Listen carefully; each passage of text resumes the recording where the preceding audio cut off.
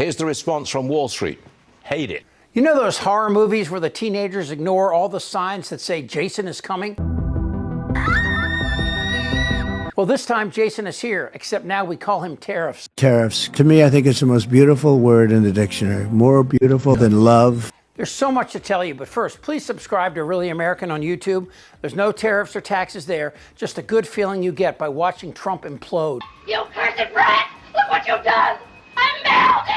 All right, so there aren't shortages of goods in U.S. stores just yet, but if those half-empty boats from China are any indication, they're on their way. Did you hear me? They're half empty. So Americans should start buying American, right? Except that we don't make iPhones and Nike sneakers here, because if we did, that iPhone would cost $3,000 instead of $500, and the price of those Air Jordans, well, Jordan might not be able to afford them. That, of course, complicates Trump's lies. When a car gets imported from overseas and a tariff gets paid on it, that added cost gets passed on to you, the consumer. The Honda sedan might have cost $25,000 before the tariff.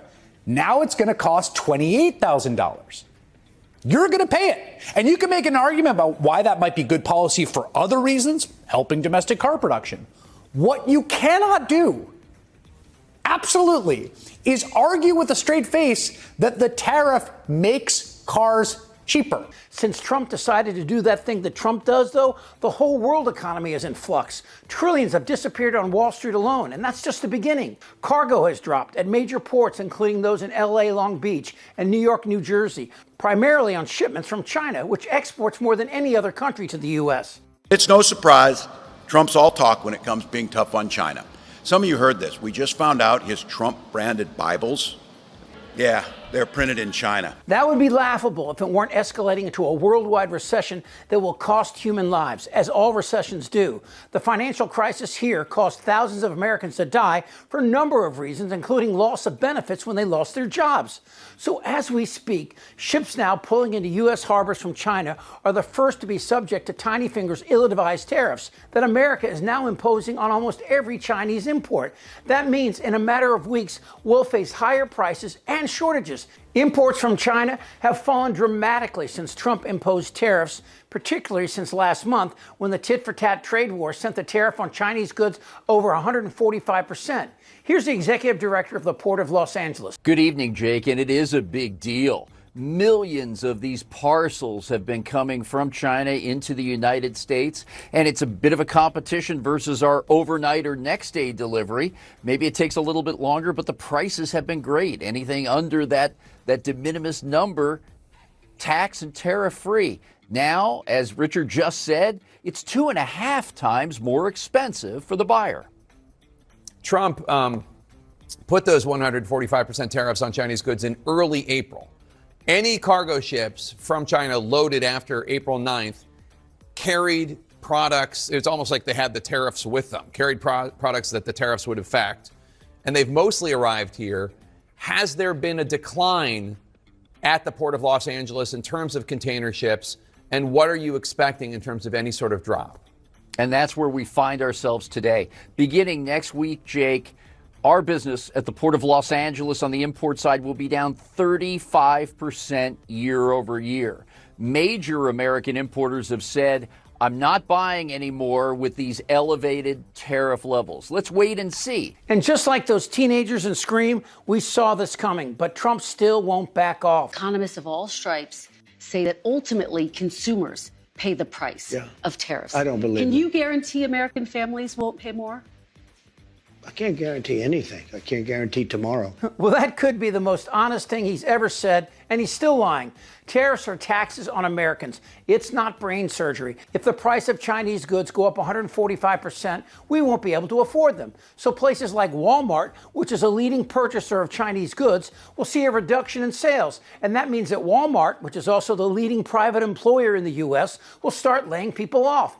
And every economist that doesn't have their lips wrapped around Trump's tiny export is saying the same. This isn't going to work. But we're going to be cutting taxes, and it's possible we'll do a complete tax cut, because I think the tariffs will be enough to cut all of the income tax. So it's about to happen, and it's called the perfect storm. Trump is trying to deport millions of people working our fields and our factories. And we already have a labor shortage. So that means getting Americans to do the same job will cost more. I mean, unless your 20-year-old wants to work 14-hour days in a field or pluck dead fowl on a Mississippi chicken farm. Hell no! That's what I thought. So the inflation from labor costs and higher prices due to tariffs will create a thing called stagflation, which is basically a recession with inflation. It happened during the 70s with the oil embargo and drove interest rates into the high teens. And it's not just liberals. Republicans are saying, what the f***? How about among Republicans, the Republican base?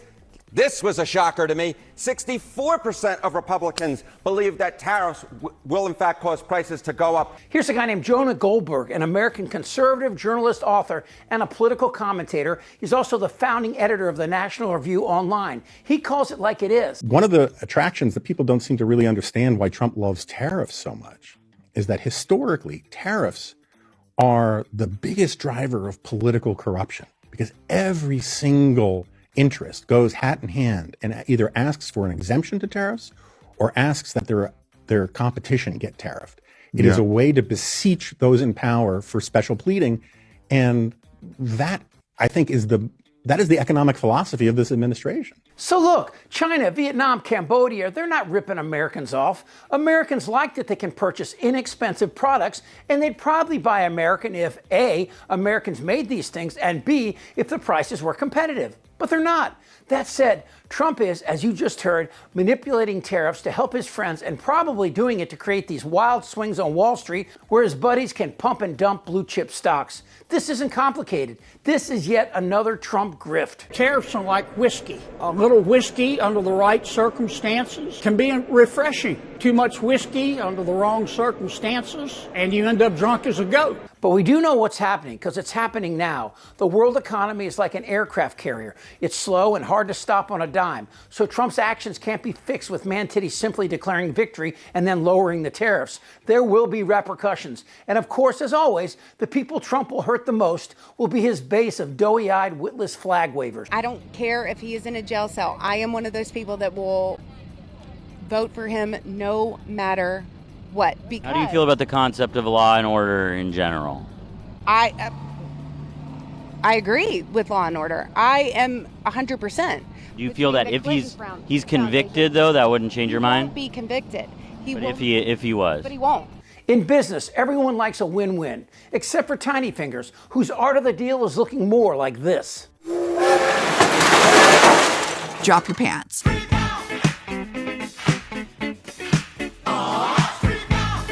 Goddamn right. You're an idiot! I may find some parts of the story to be offensive. Indictable. Out of sheer morbid curiosity, I'm allowing this freak show to continue. I don't want to talk about this stuff. Am I wrong? Yes! Tick-tock! You're in a lot of trouble, Donnie. I think he's crazy. I'm Chip Franklin.